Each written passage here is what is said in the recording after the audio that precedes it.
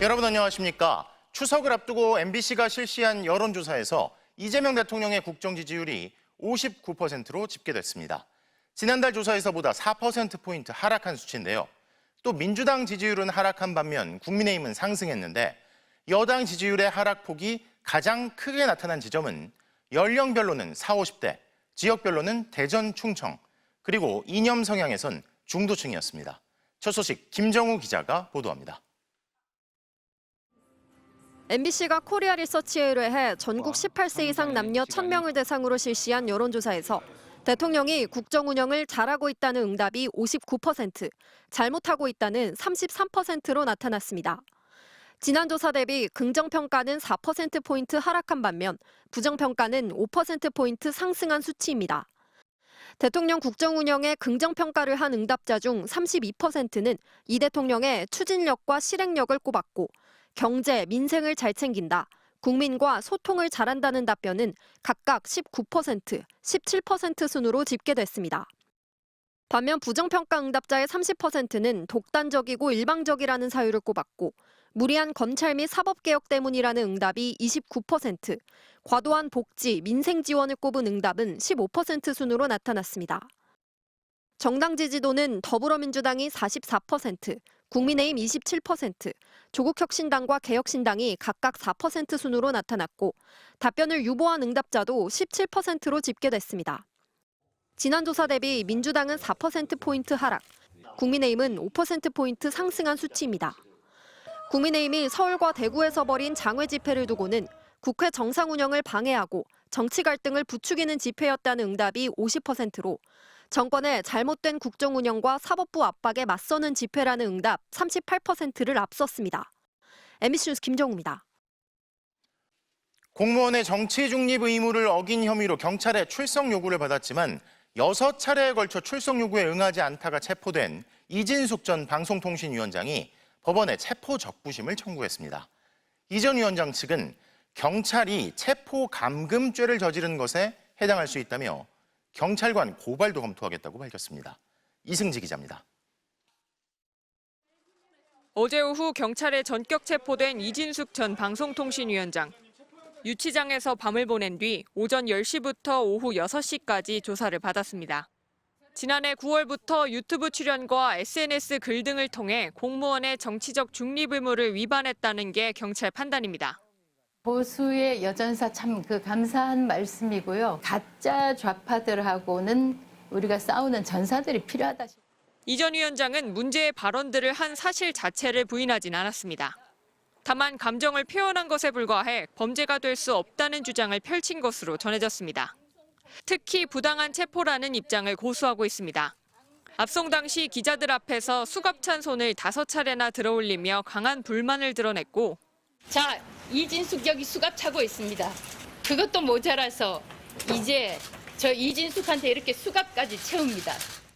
조사를 앞두고 수갑찬 사진을 찍어 변호인을 통해 공개하기도 했습니다.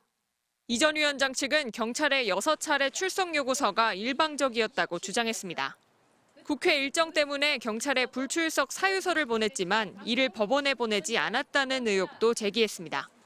그러면서 경찰 고발도 검토하겠다고 했습니다. 불출석 불응하는 외양을 가장해서 체포영장을 신청하고 체포영장을 발부해서 집행했다는 것은 경찰이 합법적 권력을 가장한 직권남용 체포 감금죄를 구성한다고 봅니다. 경찰은 6차례 출석 요구 모두 이 전 위원장 측이 인지할 수 있도록 통보했다고 강조했습니다. 불출석 사유서도 체포영장 신청 당시 법원에 함께 제출된 것으로 전해졌습니다. 이 전 위원장은 적법한 체포였는지 판단을 받기 위해 법원에 체포 적부심을 청구했습니다. 작년 한 해 체포 구속 적부심 석방률은 7.9%. 그나마 석방된 것은 대부분 구속 적부심으로 체포 적부심 인용률은 지극히 낮다는 관측입니다. 이 전 위원장 체포 적부심은 내일 오후 3시 서울 남부지법에서 열립니다. MBC 뉴스 이승지입니다. 국가정보자원 관련 화재로 발생한 전산망 장애 복구를 담당하던 공무원이 스스로 목숨을 끊었습니다.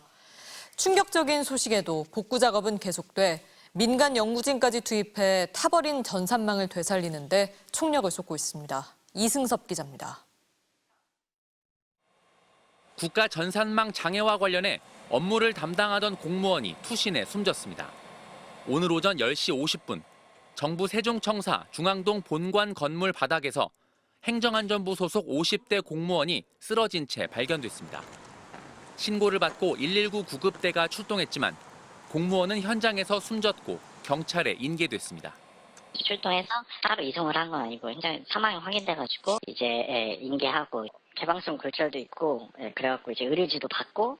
숨진 공무원은 행정안전부 디지털정부혁신실 소속으로 국가정보자원관리원 화재 이후 국가전산망 장애와 관련한 업무를 맡았습니다. 경찰은 숨진 공무원은 이번 수사 선상에 있지 않았고 수사 계획도 없었다고 전했습니다. 행정안전부는 사고 직후 예정됐던 중앙재난안전대책본부 브리핑을 긴급히 취소했습니다. 강훈식 비서실장과 윤호중 행정안전부 장관은 세종시에 마련된 빈소를 찾아 조문했습니다. 전산망 장애가 발생한 지 8일째, 복구율이 여전히 10%대 후반에 머물고 있는 가운데 정부는 전문 인력 등 800명을 투입해 24시간 복구 체제를 가동했습니다. 화재 원인 수사에도 속도를 내고 있습니다. 경찰은 어제 국가정보자원관리원과 관련 업체 등 4곳을 압수수색해 확보한 증거물의 분석에 착수했고 연휴 동안 추가 현장 감식에도 나설 계획입니다. MBC 뉴스 이승섭입니다. 통일교는 건진법사 전성배 씨를 통해 윤석열 전 대통령 부부에게 통일교 관련 현안을 청탁한 의혹을 받고 있죠. 청탁 이후 캄보디아 ODA 예산이 늘어났다는 의혹인데 MBC 취재 결과 1,300억 원으로 예산이 대폭 늘어나는 과정에서 사업 검토도 제대로 이루어지지 않은 것으로 확인됐습니다. 김건휘 기자의 단독 보도입니다. 우리가 개발도상국에 지원하는 대외경제협력기금 예산은 1년에 많아야 50억 원이었습니다. 심지어 지난해 예산 50억 원은 전혀 쓰지 않아 아예 불용 처리됐습니다. 그런데 바로 다음에 캄보디아와 인도네시아 지원 예산이 갑자기 1,300억 원으로 급증합니다. 김건희 국정농단 특검은 통일교가 윤 전 대통령 부부에게 캄보디아 지원을 청탁했는지 등을 수사하고 있습니다. 2030년까지 100억 불 수준으로 ODA 규모를 확대해 나가고자 합니다. 이 정도 예산을 신청하려면 사업 타당성을 검토해야 하지만 담당 기관이었던 수출입은행은 평가를 제대로 하지 않았다고 사실상 인정했습니다. 수출입은행은 국회 질의에 사업 제안서 검토를 적극적으로 했다고 하려면 평가 기준이 있어야 하는데 평가 항목이 작업 중이었다고 답했습니다. 평가 항목조차 만들지 못해 타당성 조사는 못한 채 예산을 신청했다는 겁니다. 심지어 이보다 넉 달이나 앞선 문서에도 1억 달러, 우리 돈 1,300억 원이라는 지원 규모가 명시돼 있습니다. 사업에 참여할 은행 모집도 안 됐는데 사업 규모가 이미 정해져 있는 겁니다. 당시 기획재정부조차 예산 신청액이 너무 크다며 의문을 제기한 것으로 전해졌습니다. 수출입은행은 기획재정부가 은행들은 1억 달러가 필요하다고 하는데 현실적인 수요인지 확인해봐야겠다고 말했고 결국 예산이 반으로 깎였다고 말합니다. 사업 검토나 방향 설정도 없이 예산부터 밀어넣는 과정 자체가 정치적 의혹을 피하기 어렵습니다. 수출입은행은 사업 제안서 검토는 예산 편성 전에 거쳐야 할 절차가 아니라고 판단했고 추후 별도로 평가할 계획이었다고 해명했습니다. 또 민간협력 전대차관은 국제사회 권고를 반영해 21년도부터 추진해온 제도며 은행들의 참여 의향서를 바탕으로 예산을 신청했다고 밝혔습니다. MBC 뉴스 김건희입니다.